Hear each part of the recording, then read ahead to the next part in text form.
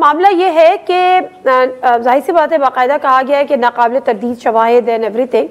अब इनके पास सबसे पहले तो मुझे बताएं कि मजीद कौन कौन से राइट्स हैं इनके, और कहाँ क्या अगला प्रोसीजर होगा जो ये कानूनी अपना राइट इसको एक्सरसाइज कर सके। जी नादिया, ये तो बिल्कुल मुतवक्के था, क्योंकि जब सुप्रीम कोर्ट ऑफ पाकिस्तान ने कुछ दिन पहले इजाज़त दे दी मिलिट्री कोर्ट्स को, कोर्ट मार्शल जो प्रोसीडिंग्स है कि आप अपनी सजाएं सुना दें, तो उससे हम तवक्को कर रहे थे कि वो सजाएं आना शुरू हो जाएंगी। और उसका आज एक जो 25 जो अफराद हैं उनका एक पहला जो एक कैटेगरी है, उनमें जैसे आपने बताया कि मैक्सिमम जो है 10 साल सजा है, किसी में 2 साल से 9 साल तक भी है। तो मैं समझता हूँ कि ये जो जिनको 10-10 साल सजा हुई है, ये वो गालिबन लोग हैं जो कि प्रैक्टिकली उन इंस्टॉलेशंस पे या उस बिल्डिंग्स पे या उन तंसीबात के अंदर जो है जिनकी मौजूदगी जो है वो पाई गई और उसके खिलाफ ठोस शहादतें मौजूद थी। तो और दूसरा ये है कि अभी जैसे जो इसके पीछे मास्टर माइंड्स हैं या जो इसके हैंडलर्स थे, उनकी सजाएं अभी बाकी हैं, वो अभी देखा जाएगा कि वो उनकी सजाओं का हुजम क्या होगा। तो इससे एक चीज़ तो है कि जिन जिन लोगों को 2-2 साल सजाएं हुई हैं, मेरा ख्याल है कि उनको जो है जल्द रिलीफ मिल सकता है, क्योंकि वो 9 मई को हुए में भी कोई 1.25 साल से तो ज्यादा हो गया। यही मेरा अगला सवाल होना था। जी, वो उसमें मेरा ख्याल है कि उन लोगों को कुछ फायदा पहुंच जाएगा। और जहां तक इनकी अपील का ताल्लुक है, जो अभी आपने भी अभी क्वेश्चन किया, और मैं एक बात आपकी इसको कंप्लीट कर दूं कि चूंकि वो 9 मई को से वो अंदर थे और इसको तकरीबन 1.5 साल हो गया है, 2022 में हुआ है, 23 में, सॉरी बिल्कुल ठीक है, ऐसे 2023 में, 2023 में तो हाँ, तो इसका मतलब ये कि सॉरी मैं इसको थोड़ा सा क्लियर कर दूं कि अब ये जो 2 साल है, 2 साल में से वो 1.5 साल मुमकिन तौर पे माइनस हो जाएंगे, तो अगले 6 महीने रह जाएंगे 2 साल वालों के। और उसमें गालिब इम्कान ये भी है, चूंकि जो 2 साल जिनकी सजाएं हैं, इसका मतलब ये है कि उन पे जो बोझ है जराइम का वो जरा कम है। और अगर वो अपील करेंगे तो अपील इसमें कौन सी हो सकती है? अपील जो है वो पाकिस्तान आर्मी एक्ट 1952 के तहत अपनी एक कोर्ट ऑफ अपील है, जो कि अभी इस पे कॉन्स्टिट्यूट हो जाएगी। और उसमें जितने भी जिन सजा याफ्ता लोग हैं उनको इख्तियार हासिल है कि वो उसमें अपील फाइल कर सकते हैं, और ये सहूलत उनको अगर जेल भी चले गए तो वो जेल हुकाम भी उनको मुहैया कर देंगे। और उसमें भी गालिब इम्कान मुझे ये लग रहा है कि जिनकी सजाएं 2-2 साल हैं, वो जो अपील के फैसले होंगे, इसका भी इम्कान है कि उनकी जो मजीद सजा है वो भी जितनी काट चुके हैं वो उस हद तक उनको फिर रिलीज कर दिया जाएगा। तो इसमें जो एक आम तासुर ये है, जो हम लोग अक्सर लोगों से भी सुनते हैं, कि शायद इसकी जो अपील है कोर्ट मार्शल की वो हाई कोर्ट या सुप्रीम कोर्ट में भी हो सकती है। तो ये तासुर बिल्कुल भी दुरुस्त नहीं है।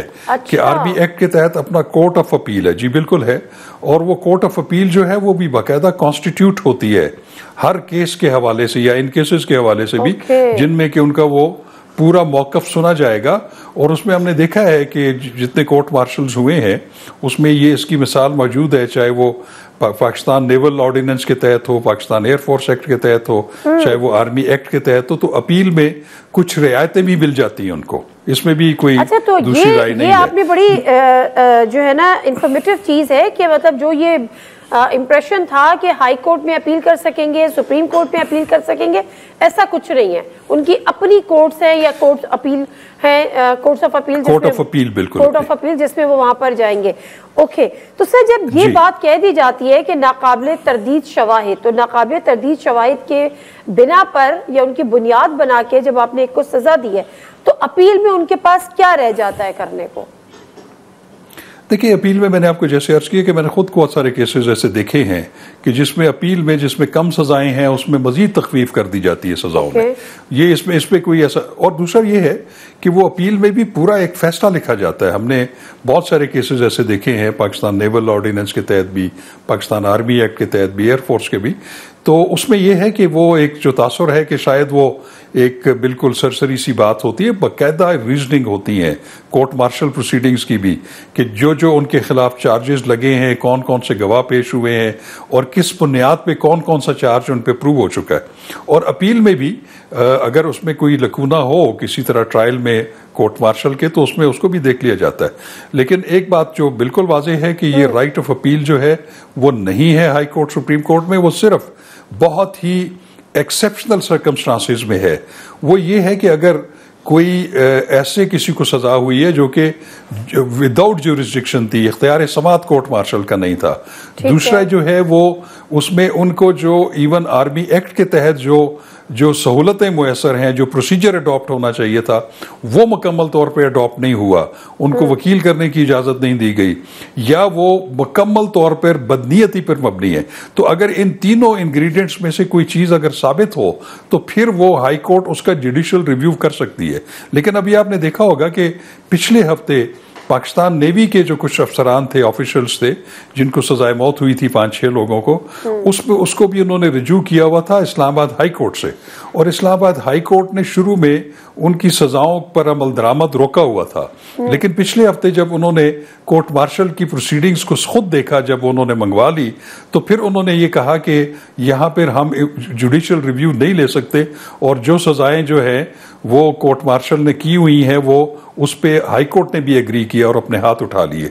तो ये उसमें सिर्फ देखना ये होता है कि जो 3 चीजें मैंने बताई हैं, अगर ये सामने हो वाज़े तौर पर, तो उस पे हाई कोर्ट उसका जुडिशियल रिव्यू ले सकती है। And same is the position high court के बाद सुप्रीम कोर्ट भी। ठीक है, बड़ा क्लैरिटी के साथ आपने इसको बयान किया है। अब जरा मैं जो पाकिस्तान तहरीक इंसाफ है, जाहिर है उसी के ज्यादातर लोग हैं, उसी के कारकुन हैं, उसी के सपोर्टर्स हैं, वोटर्स हैं, अब उनका कहना यह है कि ये this is totally against the constitution, against the law. तो उनका ये जो स्टांस कह लें, रिएक्शन कह लें, is this really justified? I mean के कुछ वजन है इसमें, वेट है इसमें, इस बात में? देखिए नादिया, इसमें यह है कि आपने देखा होगा कि सुप्रीम कोर्ट ऑफ पाकिस्तान का जो अभी कॉन्स्टिट्यूशनल बेंचेस बने हैं, उसमें ये इंट्रा कोर्ट अपील जो सुप्रीम कोर्ट ने जो सिविलियन के जो ट्रायल हैं कोर्ट मार्शल में, उसको इलीगल करार दिया था, और उसमें सेक्शन 2D जो है पाकिस्तान आर्मी एक्ट 1952, उसको भी गैर आईनी करार दे दिया था। उसकी अपीलें जो हैं वो कॉन्स्टिट्यूशनल बेंच में पिछले हफ्ते उसी बेंच ने ही इजाज़त दी थी कि अगर आप फैसला सुना दें तो, लेकिन वो फैसला मशरूत होगा सुप्रीम कोर्ट की जो इंट्रा कोर्ट अपील्स हैं, जो कि आईनी बेंचेस में ज़ेर तजवीज़ हैं, उसके ऊपर मुनहसर है कि अगर तो वो पहले वाली जजमेंट को बहाल रखते हैं, फिर तो ये यकीनन सजाएं जो हैं वो कलअदम हो सकती हैं। लेकिन अगर वो अपील कामयाब होती है और गवर्नमेंट की, तो फिर उस सूरत में ये सजाएं जो है वो बहाल रहेंगी। तो इसके बाद भी मैं ये समझता हूँ कि ये जितने भी सजा याफ्ता हैं, ये एक जरूर ऑप्शन अवेल करेंगे हाई कोर्ट्स में।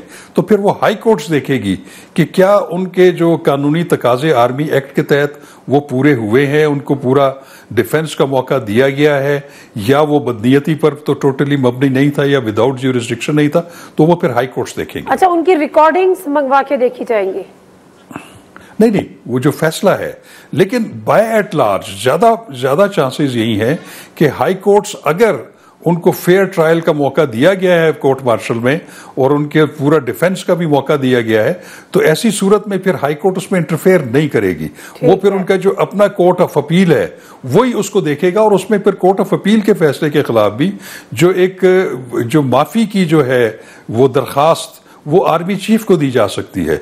वो उस सजा को खत्म भी कर सकते हैं, कम भी कर सकते हैं, उसमें तख्फीक भी कर सकते हैं। लेकिन एक चीज और है कि सदर मुकम्मल माफी कर सकते हैं, और सदर मुमलिकत के पास जो आर्टिकल 45 का जो इख्तियार है किसी भी कोर्ट की सजा को ख़त्म करने का, उसमें कम करने का, मुअत्तल करने का, उसमें तख्फीफ करने का, वो अपनी जगह पर मौजूद है वो भी।